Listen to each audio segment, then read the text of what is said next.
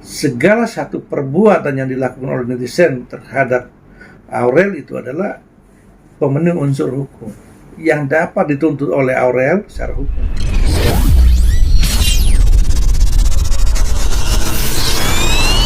Asli gitu aja. Jadi kita di rumah juga ngejagain banget. Jadi mungkin setiap komen tuh kadang-kadang paling begini sayang, paling begini. Kadang-kadang kita lihat juga akunnya orangnya begini begitu. Jadi coba menghibur dengan caranya kita masing-masing lah. Mungkin dengan refreshing atau dinner atau jalan-jalan gitu. Yang penting dianya jangan mikirin omongan-omongan orang gitu.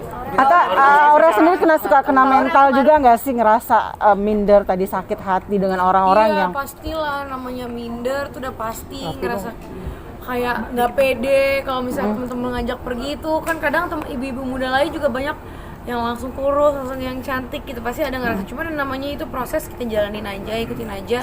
Namanya tubuh manusia itu kan beda-beda juga gitu. Jadi ya kita, makanya tadi aku bilang sebagai kita yang waras, ya bagi kita tetap kuping aja. Aurel, dibilang keluar selalu berduaan mulu sama Bang Atta, anaknya nggak dipikirin, kamu gimana orang? Ya kan itu kan yang tahu orang di luar, karena kan aku sekarang jujur jarang banget story, udah jarang banget, paling banyak juga di YouTube Bang Atta juga aku bikin konten sendiri juga udah nggak pernah gitu, karena sebenarnya kalau di rumah pun Aminah sama aku, cuman kan namanya kita kan bekerja di entertain gitu ya, nggak mungkin kayak seperti ini mau dibawa, kan sekarang juga kasihan ya, masih baby, di luaran juga masih ada takut kena sakit atau kurang sehat juga kan. Iya, gitu. Jadi lebih baik ya di rumah aja gitu. Berarti ada niatan untuk melapor nggak sih kalau ada orang yang sudah sangat menyakitkan gitu? Karena tadi sempat kalau gue udah terbiasa untuk dihina, tapi kalau untuk anak sama istri waktu itu udah pernah, ya, udah sempat kasih turun dikit juga beberapa istilahnya buat pelajaran gitu ya.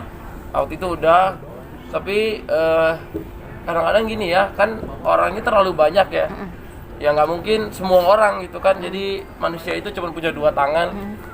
Jadi yang dilakuin nggak bisa kita tutup semua mulut, kita tutup telinga kanan, telinga kiri, pikir positif, fokus dengan apa yang dilakuin. Mungkin biar sehat juga, sosmednya nggak usah buka sosmed lain selain sosmed sendiri gitu ya.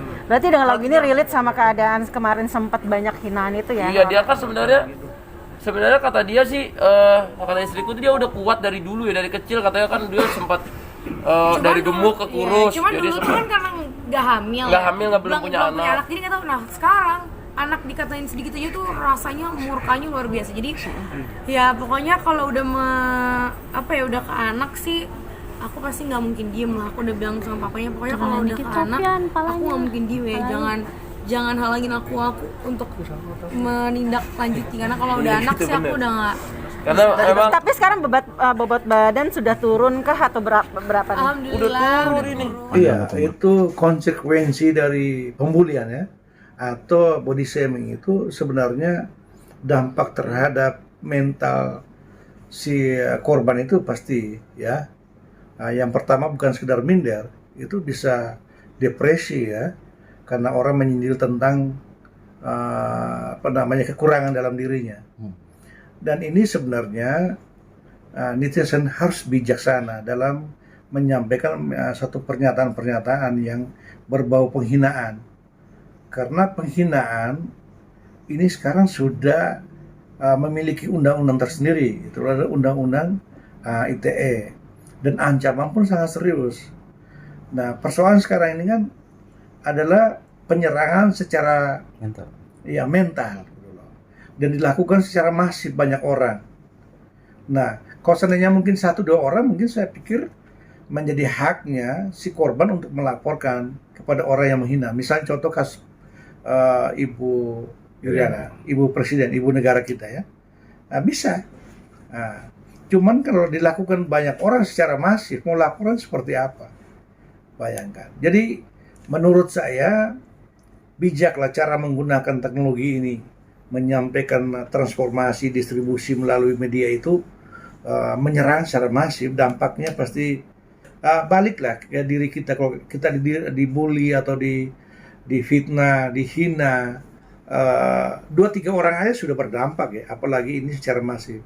Saya pikir tidak bijaksana. Dan Indonesia kan termasuk negara yang beradab. Kita orang Indonesia tidak baik menciptakan aib orang, kejelekan orang, keburukan orang. Yang baik itu adalah kita harus menerima orang apa adanya gitu. Jadi apa yang saya sampaikan ini adalah pesan moral. Yang kedua adalah segala satu perbuatan yang dilakukan oleh netizen terhadap Aurel itu adalah pemenuhi unsur hukum yang dapat dituntut oleh Aurel secara hukum. Jadi ya kalau bisa jangan. Jadi saya pikir memang kalau dilihat dari perbuatannya itu sangat tepat dilakukan upaya hukum ya. Tapi kalau memang memaafkan lalu Aurel itu sendiri menganggap bahwa itu konsekuensi sebagai public figure ya sah-sah saja. Dalam undang-undang ITE itu ada 2 delik gitu kan gitu. Nah, ada delik laporan, delik aduan. Nah, jadi ya menurut saya itu ya publik harus bijak lah. Lagi-lagi harus Bagaimana kita menyerang orang lain, tetapi kita kembali kepada diri kita kalau kita diserang seperti apa. Nah, dan ingat, persoalan pernyataan kita, pemulihan kita itu ada konsekuensi hukumnya. Karena undang-undang itu sangat tegas. Penghinaan, fitnah, pencemaran nama baik itu semua masuk gitu. Sekarang netizen mulai berpikir bahwa kita tidak bisa serta-merta melakukan pemulihan terhadap orang. Karena orang itu ya ada yang sabar, ada yang tidak sabar. Ada orang yang memaafkan, membiarkan itu sebagai konsekuensi public figure, ada yang tidak terima. Kalau tidak terima pasti dia akan melakukan laporan secara resmi. Permintaan maaf itu dilakukan sebelum orang melaporkan lebih bagus juga. Udah kami minta maaf, klarifikasi secara pribadi gitu kan gitu. Nah kalau udah dilaporkan nanti permintaan maaf sepanjang orang itu mau mencabutkan laporan. Kalau tidak kan berjalan terus perkaranya. Jadi lagi-lagi saya sarankan kepada publik bijak cara menggunakan alat komunikasi, cara menyampaikan pernyataan, pendapat. Karena segala pendapat kita, pernyataan kita itu ada konsekuensi hukumnya. Karena hak kita dibatasi oleh hukum. Negara kita juga negara hukum. Ya. Oke. Sebagai pakar hukum, perbuatan netizen memang sudah mengarah kepada perbuatan melawan hukum yang dapat dihukum.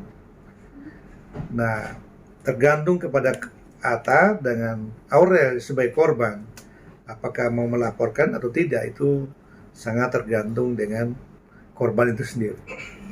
Jadi saran saya kuat, karena itu konsekuensi sebagai public figure ya, yang harus diterima oleh Aurel dengan Atta. Ya. Tetap kuat itu dan sabar itu.